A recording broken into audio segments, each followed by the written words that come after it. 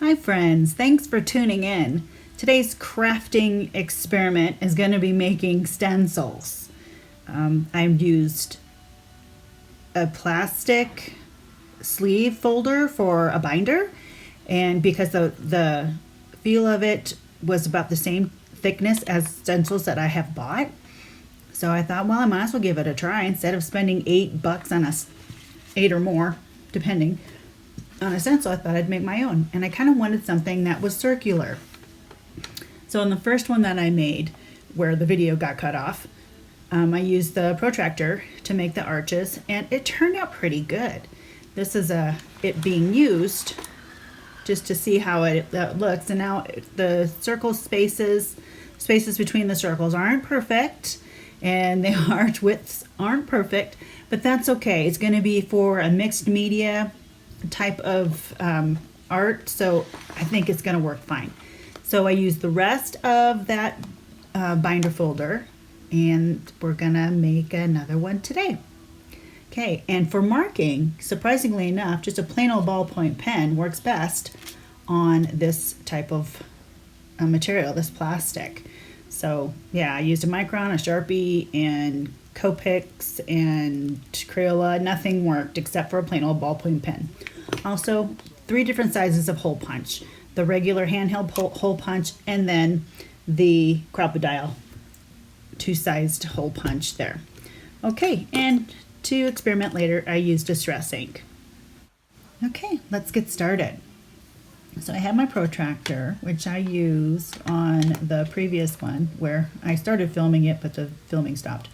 Anyway, so it turned out good. I liked it. It gave me pretty nice edges to lines to punch.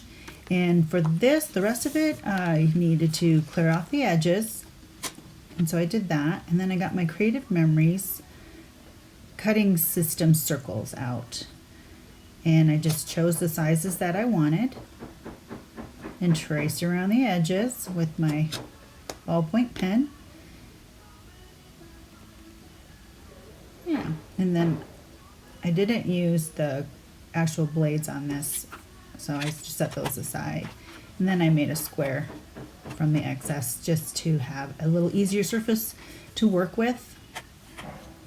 And those I can make something else with, of course. Yay! All right. And then from that, I just take my Cropodile and I choose the 1/8 inch hole punch, and I just start going to town after I get all the little circles from the other stencil off of there. So I take my Cropodile on its 1/8 inch hole setting, and I go around the circle, turning it with my right hand as I go, following that line as best I can with my head cranked in there to see if it would, see how, if I was on the line or not. And this is the result. It's pretty good. Now if we're going by percentages, yeah, spacing's a little off. It's within acceptable parameters for an art experiment.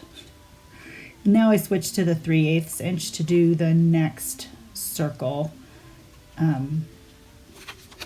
just to give a different dimension of, so when I'm using it, it's just something a little different.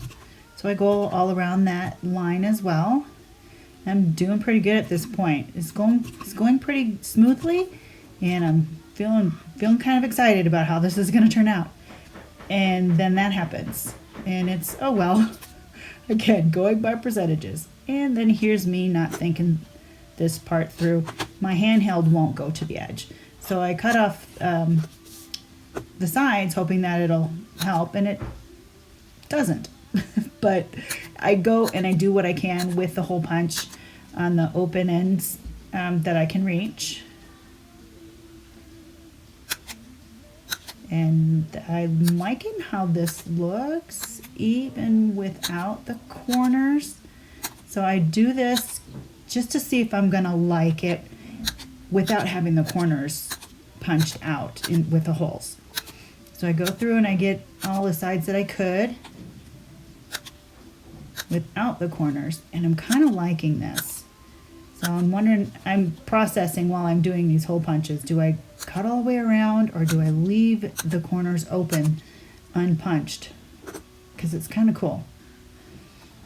But in the end, I decide to cut off the corners so that the circle can be complete.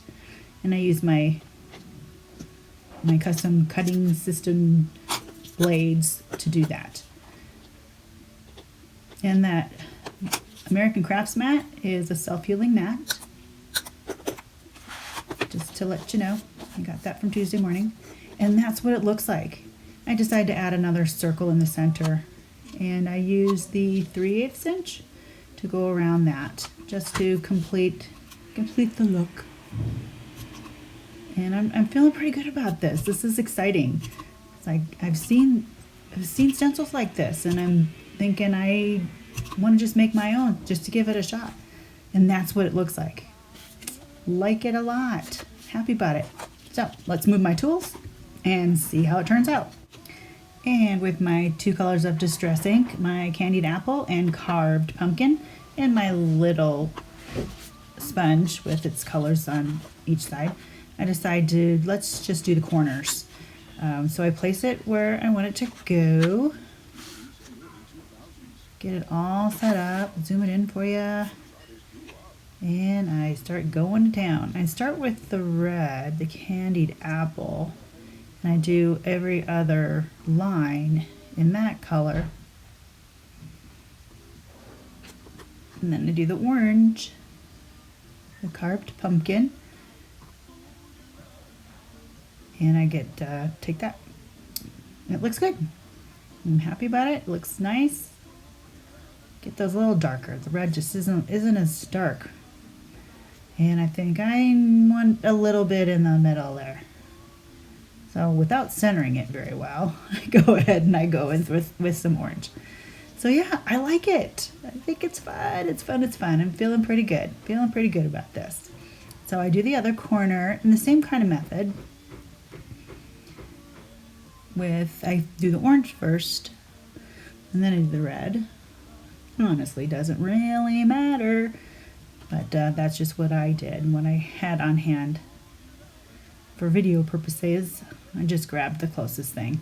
And I was a little sloppy on, I see it on the edge there, got off the stencil, finished in the corner, and then it looks pretty good. The spacing on the rows are not quite even, but I like it. It's still, again, going by percentages. I'm totally accepting of this, and I'm pleased with the results. So I will definitely be using this for mixed media. And for the larger stencil that I made, as you can see, I doubled it up. And it turned out great. These 2 stencils I will be using for a lot of different projects. So I hope this gives you some ideas on how you can make your own stencils if you just want to expand your supply a little bit. Just using a few simple tools I had around. You might not have a Cropodile, but there's no reason why you can't use a hole punch. A ballpoint pen works really great on this surface. If you have a protractor, you can use those 2 to make circles. And again, I chose circles. It doesn't have to be circles. And you can make them with all kinds of different tools, different sizes if you want to have circles. But, and this, my little speaker too. That would have been a good size circle too. And those 2 would have been really good next to each other. But you can do whatever you want. Pick any shape you like. And it depends on how complicated you want to get it. But I chose circles because they're simple.